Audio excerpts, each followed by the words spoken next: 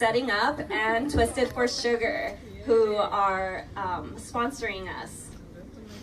All right, so let me go ahead and introduce to you Zeahlot Lopez. She's going to be talking to us about the misconception of y el novio, the common Latinx question that happens at family parties, any family gathering. And I think she's going to sprinkle in also the y la novia here and there. So Zeahlot Lopez is a dually licensed psychotherapist, licensed cosmetologist, and entrepreneurial coach, helping humans to rebuild their spirit. Guided by her intuition, clinical training, life experience, and some luck, she helps individuals and families lead a happier life. Aside from providing therapy to better the lives of her clients, she enjoys coaching entrepreneurs and women of color who are looking to increase their emotional intelligence. She is also a keynote speaker, passionate about educating individuals on the importance of mental health, and has spoken at many universities, nonprofits, and various corporations in Los Angeles.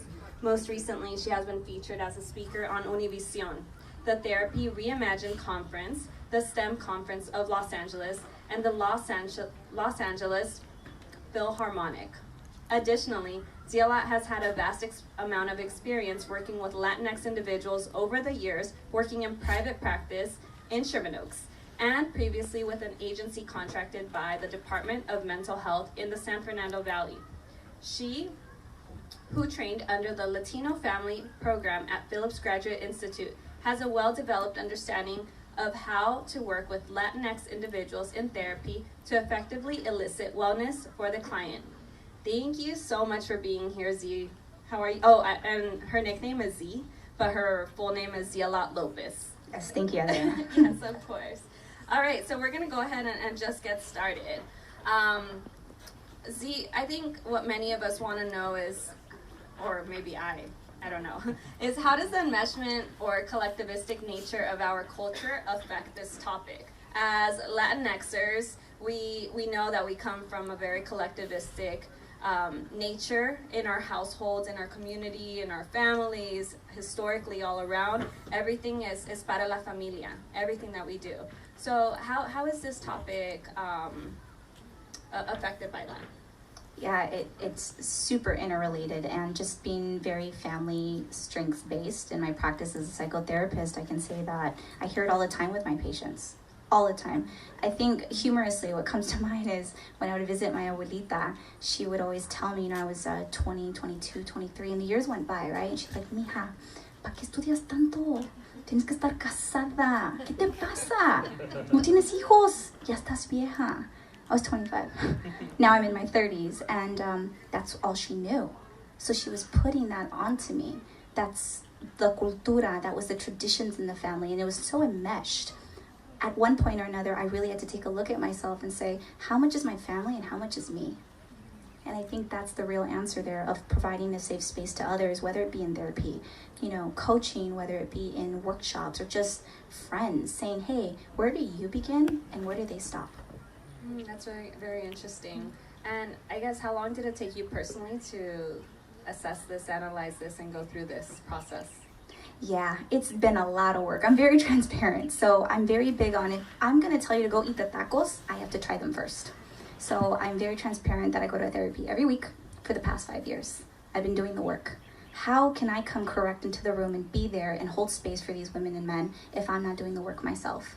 And it's taken a lot of back and forth, even with my own family members, being Latina, being educated, being single, handling my and paying my bills, for them to be like, okay, she's got this, she may have something there.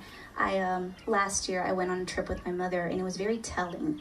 We had a great time. We went to Miami, we were on the tour bus, and she goes, mija, te tengo que decir algo. And I'm like, oh, she didn't like the food. ¿Qué me va a reclamar?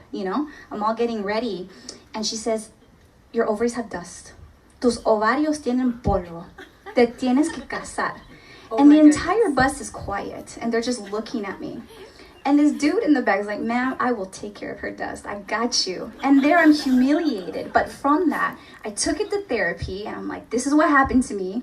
And then I really worked on it, and I had to own it and say, this is my mother's perspective. This is her life. This is her story. But this is not mine. And be in it and be okay with it. And transparently, I even have family members here today that are still struggling with the idea that being female is okay. Being chingona is okay in my culture. For a long time, I felt shame. I would dim my light because it was too bright for others. And I've been working through that little by little. That's amazing. Yeah. And that's so funny too. I can't make it up. This is real. No, I should do I stand-up. Yes. Probably. Real situation. Test it out. Mhm. Yeah, you're already a cosmetologist, now a comedian. That's right. Add to the layers. In case therapy doesn't work. It's working for you. That's right. It is. So, Z, is there a gender difference with this topic? I think there's a difference. However, I think there's different layers to it. And I'm also going to throw in there the added layer of who it is we choose to love, who it is that we want to love. So there's also the LGBT, that there's this assumption that if somebody's, higher in their age and in their education and their love life, that automatically it has to be the opposite gender. Not necessarily. I have so many wonderful professionals in my practice that they happen to love the same gender. And then you get this family that's like, ¿y el anillo para cuándo? But maybe that's not what they want. Maybe it is. Maybe they want children. Maybe they don't. So there's all these assumptions. So because of these assumptions, I can only help but wonder that they're afraid of something. So what is it that they're afraid of? For the longest time, I was resentful and I was angry. Estaba enojada. And I was like, ay, ¿qué les pasa? ¿Por qué no me entienden? But then I realized I shouldn't be angry. I should be welcoming and open and curious. So this is what I started to do. When I started to do real inner work with my own therapist, I started asking the right questions. So when I would get the whole like, mija, your ovarios tienen polvo, I'd be like, well, mom, what are you feeling right now? Are you feeling that I won't have a legacy for you? Is it that I won't take you to Target with my kids one day? Like, ¿cuál es la preocupación aquí? Like, I got you, like we have mani pedi day. And then I realized one day she broke down and she's like, no, mija, I just want you to be okay. At the end of the day, your ovaries have dust is a secret message of I love you, I honor you, and I want you to be okay. Wow. Yeah. That's really powerful. Took me a while to hear that though. I'm Yeah. sure, yeah. Mm-hmm. So in terms of that gender difference, how would messages like that, or I guess what I really want to ask is, what are some things that males or our LGBTQ community hear? It's not y la novia, y el anillo, or maybe it is, but what are some other common sayings that they would hear? From family members or la cultura? Yeah, from society. I think that the universe and people alone are mirrors. So I believe that the universe, the world, is like this disco ball, right? And as it circles around, there's a whole bunch of mirrors and you have reflections. And I think that every single person that I meet is also a part of me and I am a part of them. They are reflections. They say that what bothers us, irritates us, or nos enoja de otros is really about ourselves.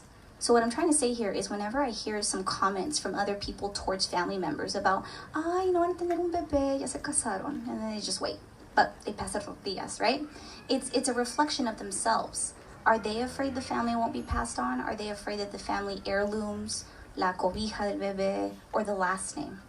I think that was a big one for me. And one thing that I'll say is, currently I have an MS behind my name, but I also have a Miss in front of my name. And I happen to be one of 3 daughters. I traditionally won't be able to pass on my last name, but it's a choice. So in regards to the question, I'd say everybody hears something different, but it's what we choose to do with it that really matters. Yeah, that's really interesting. And I'll just self-disclose that on an opposite note, my fiance and I are getting married in October, but we're choosing to, because I can't get rid of my last name. Like, I love it so much. And them bees though. Yeah. So I am adding his, but he's adding mine as well. So I guess it's Modern. the modern way, right? That's right. Yeah. So, I mean, that could also be a response.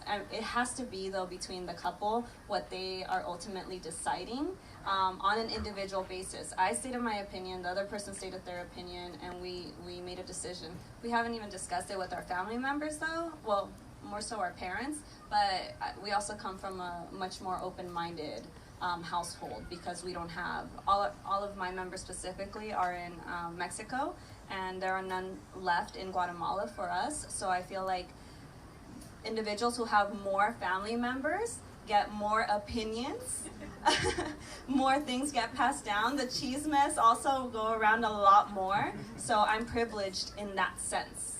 Yeah, and I'm 100% with you, and something that I've been practicing that helps me hold my own self accountable is this. Yes, chisme goes around in the family, but then I have to look at myself like, okay, Z, hold on. How much do you participate in the chisme? And little by little, I have a mantra, and the mantra is all I have to do today is drink my water and mind my business. That's it. Yeah. And if I can do that, then I can come correct to others. It starts with me. That's right. Yeah. Yes, definitely. So as a mental health professional, what have you noticed to be the mental health effects of people who are often told, y la novia, y el novio?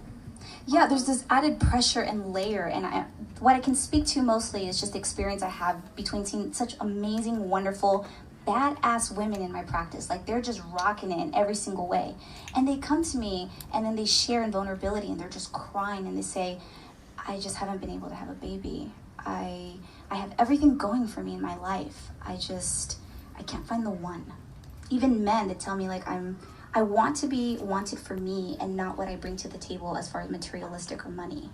So I think what really comes up is the expectations of others versus ourselves. After a while, we start hearing the inner voice of others come up over and over and over, and we have to reframe those thoughts. Yeah, very much so. So as a community, how can we combat this belief about single people in our culture? That's a great one. There's this shirt I see very often. It says single and fabulous. And I know you guys have seen it. I know you guys have seen it in LA. And I think it takes a very strong person to be okay with that. For a while, even in like my 30s now, when people would ask, like, well, what box is it? They place us into this box. And it bothers me because then not only do you have the age bracket, but then you have the like single, divorced, like, what are you? And I also have to like make my own little box, right? Like building an empire, check, you know? I really have to just rearrange and let people know there's other options. Yeah, and that's okay. And that's okay. Yeah, and another thing that is coming to my mind is that in our culture, we are often, because going back to the first question, we are such a collectivistic culture that we consider others before we consider ourselves. So one of the things that we have to teach is that it's okay to prioritize yourself. Going back, it's okay to be a little selfish, especially about your life, very much selfish, because in the end, you're gonna have yourself. You know, you have to be happy with the decisions.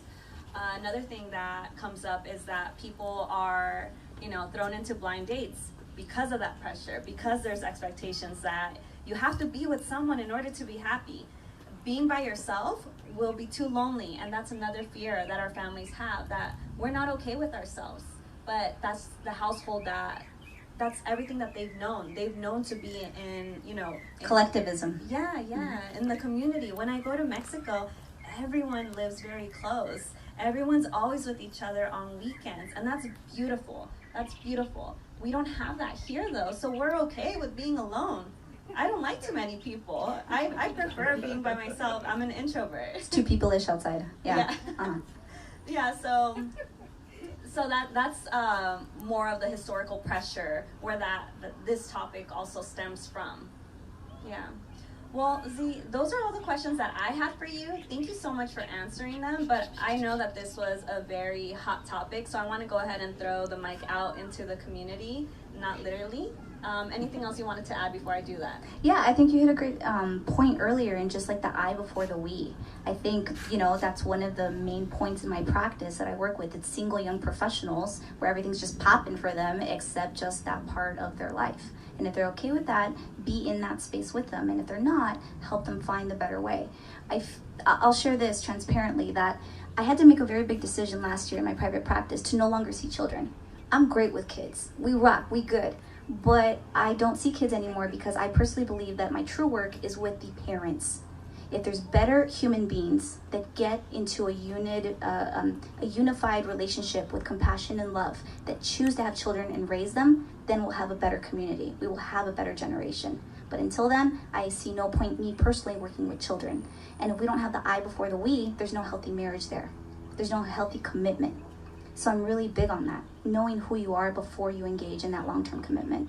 That's so true. On a personal note also, because I feel like professionally, I got those boundaries. But I just started catching myself with one one or two. Oh my gosh, I even posted this. You can even hear it in my post. I'm like replaying it and I'll share it.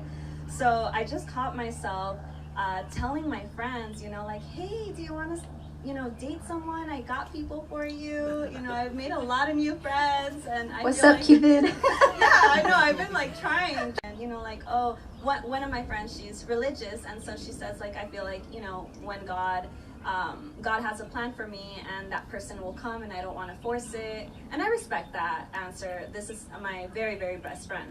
Another person, they're more like, hey, yeah, bring them on. But then when I start giving the, you know, answering their checkbox, they're like, oh, actually, no. But I'm catching myself doing this, like pushing people towards one another. And I've had to work really, really, really hard to just pause myself. When I get that thought, I'm like, filter it, Adri, just filter it. Like, don't do it. This is what the ancestors want. Yes, So yes, I would couldn't agree encourage more. everyone to listen to one another if you're doing that, you know, if you're doing anything pushy. And it comes from love, obviously, but ultimately the message is historical. And we want to break these cycles. This is where it starts. Awareness. Yeah, and just verbal language, like my absolute favorite that I always get is like, why are you single? Well, because I am. That's it, until I'm not. It is what it is. Yeah. When I proposed to my bridesmaids, I proposed in a big box because I had on the flaps pictures of us, and inside was a huge balloon. So when they opened it, it popped out and it said, will you be my bridesmaid? So, but I didn't tell them that it was going to be a proposal box. I told them there was a little man inside. And again, that was me, you know, telling them. I was like, there's a little man in there. I only said that to my single people. But to the ones that were taken, obviously, I have that strict boundary. So, yeah, it's just, we have to be cautious of that, of those behaviors, of those languages, because they, we don't know how they're impacting them. Obviously, when I realized this, maybe not obviously, but I did, going back to my last topic, so for those of you listening, because there's many of us here, the topic that I did with Yanira Peña, we spoke about going back and correcting our experiences. That's what I'm working on, always. I take 2 steps forward, 2 steps back, but then I take 10 steps forwards when I recorrect my experience. And I ask, like, I said this, how did that impact you? I was, you know, a little bit brainless and I didn't realize that I was doing that, but I want to know now. I want to hear you. And we talk about it. And I feel like healing happens that way more so and a lot quicker. Not that we want it quicker, but it just, from my personal observation. Absolutely, and then not only that, I see it also from the professional perspective, right? So my favorite is when I get a couple that comes in, right? Or I get a mama that's having a difficult time at home with the kids, and she looks at me and she says, "¿Tiene hijos?" And I say, "No." And then, you know, she'll look at me again and she goes, "¿Estás casada?" And then she'll look at my hand and I'll be like, "No." And she goes, "Oh, pues, ¿cómo me va a ayudar? How are you going to help me?" And I say, "Perfect." And I'll ask her, I'll say, "You know, I have a gynecologist and his name is Michael. He's a man. He doesn't have the same parts and equipment as I do, but he's very professional and he knows exactly what he's doing. And I go to him every single year." And that's it. That's the conversation. It stops it right there. So I use a little bit of humor, very serious, and then she gets it and she's like, "Oh, no, pues sí, pues sí." And that's it. Yeah. That's it. Like, we're good for a year now, right? And it's re-educating people, but not being so like offended or like, I don't hide it anymore. Like, years ago, I used to be like, "Oh no, what am I gonna do if a couple comes to me?" Like, we're good. It's thriving. Yeah, it's just honesty. It's either we vibe or we don't. That's right. Yeah. That's right. Thank you so much, Z. So go ahead and raise your hand if you have a question for either one of us. Okay. What's your name? Kim? All right. So Kim in the audience has a question. Go ahead and push that when you're ready to talk. Push it off. I guess my question is I know that earlier you had mentioned that you went on a trip with your mom to Miami and kind of like, you know, trying to be open on being more understanding and like educating and less kind of reactive, because I think for me is like, how do you balance that? Because like, I feel like I'm working already at work and then to have to do that at home as well, like it's so exhausting. And like, yes, I'm the same way. I feel like I want to lead by example to everyone around me, my friends, my family, just anybody, my clients. I work a lot with young teens, children, some young adult, but I just feel like if I can be a good example, then it'll make a huge difference in those around me. But I guess again, my question is like, how do you implement your self-care with that? Because I know that I've mentioned things, in and of okay way to my family members, like my tia, my mom, but I still get that constant push of their beliefs and their stories, and so I guess that's my question. Yeah, I had to take a really deep look at myself a couple years back, and I asked myself, Z, do you really need these red bottoms, or do you need an extra therapy session here and there to sprinkle it in after, conversation con tu tia and your mom and everybody else? And I really had to get a list of priorities. And when it came down to it, I had so much that I had to just work through. That was one, knowing what my priorities are. It wasn't a new dress, it wasn't red bottoms, it wasn't like my swag bag. It was my mental health. Because I think that if we are able to manage our emotions, we manage our money better. We manage our businesses, we manage our relationships better. And in regard to just taking in what family says, I think that after a while, I had this little secret power, and I'm tiny and small and I can't even reach the top products at the store, but I got it on secret messages. So now when people come at me sideways, or they're like, rah, rah, rah, rah, or, te tienes que casar, no tienes hijos, I hear, we love you, we honor you, and we just know that you're such a badass woman that we just want everything for you. That's what I hear now. I literally just have to hear no cocinaste, ay mija, you need to have time. That's what I hear now. So I just try and hear the secret message. It's not me, haciéndome la que no oye. It's more of me just choosing to reframe for them when they don't know how to do it. And yes, it's a lot of work, but I want to do it. I want to have a better relationship with my mother. I want to have a better relationship with my father and my sisters. Because down the line, if I don't clear that transmission, that pattern will transpire onto my children. And I don't want that. So that's my answer to it. It's worth it. Mm-hmm. Anyone else? Raise your hand a little. Did you? No? Oh. And don't worry. So how did you deal with someone, and I know that you said you're only consulting with adults, but have you ever had the experience where a mother does not allow their teenage daughters to date because they have to become these professionals before they can start dating? Absolutely. So when I worked for the Department of Mental Health at an agency, I had a lot of teenage girls. And I think that where I really had to start first is doing the work with the initial patient, right? Who I was seeing. And then bringing in the family, because I truly do believe that within every single person is una familia. If I don't see that, I'm ignoring all the other parts.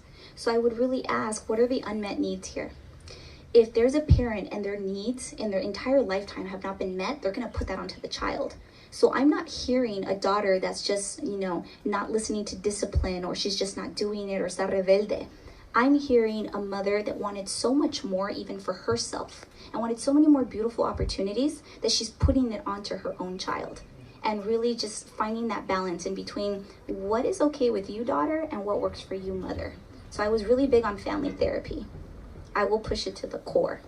Yeah. And what I'm getting is that it comes from the same place, from a loving, caring person. Absolutely. Maybe I'm just in this little bubble, but I truly do believe that the world has much more better, good energy and great people than it does not.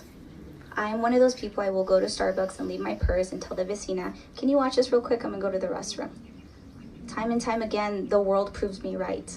If I believe that the world is much better than not, the world will give me that. It is a reflection of my thoughts and of my emotions. Mm-hmm. Thank you so much. So it's sprinkling, and hopefully it doesn't get heavier. Rain is a good sign, even on weddings. Oh, yeah? Mm-hmm. Okay. God is like, yes, girl. Yes. I'll embrace it. Yes. Any other questions in the audience before we wrap up this topic? I got one. Okay, muy bien. Your name? My name's Ruben. Ruben in the audience has a question. we've been focusing on family. What about social media that's been bombarding people with like false realities of happy couples and filters, and how do you distinguish the two? Yeah, and the Facetune, I'm on it. I love Facetune. I think that's a great question. Well, I love social media, and I think that people can either use it to their advantage and to have resources, or they can use it to lie to themselves. I think that social media, where we see all these like Insta couples, or we see all these like quote unquote perfect lives, they're not. We always have to remind ourselves that we are not in competition with others, we are in competition with ourselves. So in regards to relationships, single, not single, it's a situationship, I think the most important thing is having a relationship with self. Am I what I'm about to post? What is my intention behind it? Am I trying to motivate others? Am I trying to inspire? Am I trying to provide others with a resource? And if not, why am I doing this?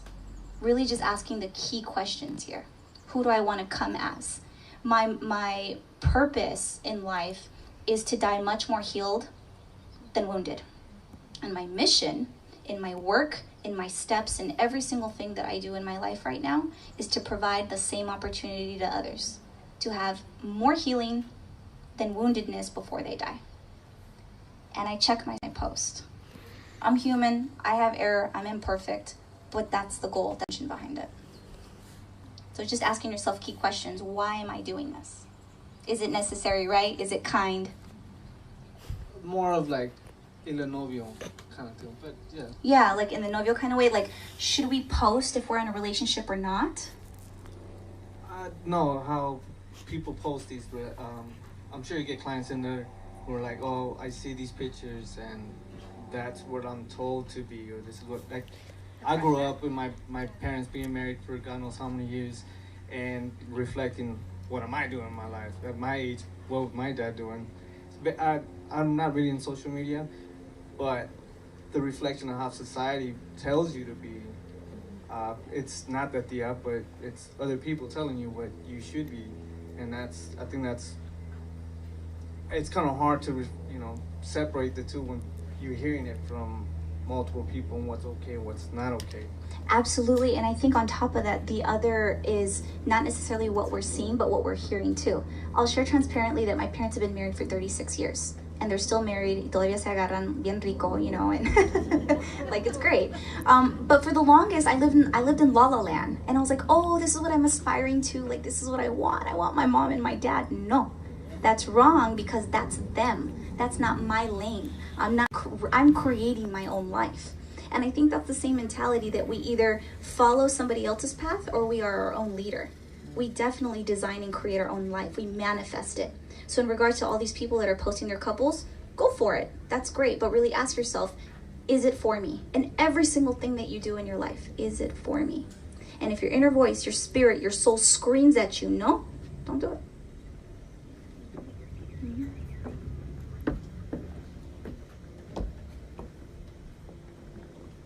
All right, thank you everybody so much for participating and being here with us. We're gonna go ahead and wrap it up, but let's give a round of applause to Yanira Peña and Zeahlot Lopez. Thank you so much.